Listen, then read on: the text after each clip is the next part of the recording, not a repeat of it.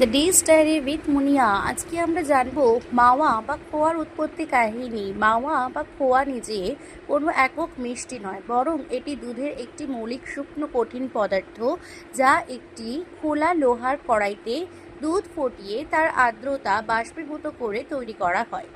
এর উৎপত্তি প্রাচীন ভারতে অতিরিক্ত দুধ সংরক্ষণের একটি গুরুত্বপূর্ণ কৌশল হিসেবে উৎপত্তি লাভ করেছিল এই মাওয়া বা খোয়া।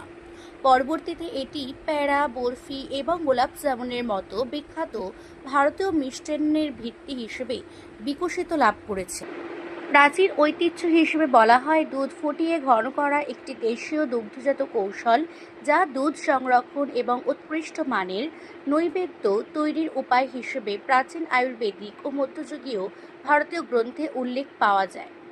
হালওয়াই ঐতিহ্য হিসেবে বলা হয় মিষ্টি প্রস্তুতকারকরা ঐতিহ্যবাহীভাবে হালওয়াইরা খোলা আগুনের উপর তীব্র ও অবিরাম হাতে নাড়ার প্রক্রিয়াকে নিখুঁত করেছিলেন, যার মাধ্যমে তারা স্বতন্ত্র আঞ্চলিক মিষ্টান্নের জন্য উপযুক্ত বিভিন্ন ধরনের মাওয়ার বা ধাপ এবং দানাদার গঠন করেছিলেন।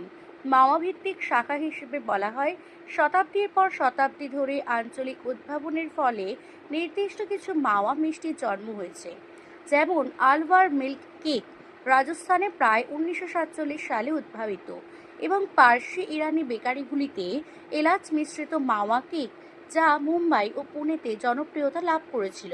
Thank you.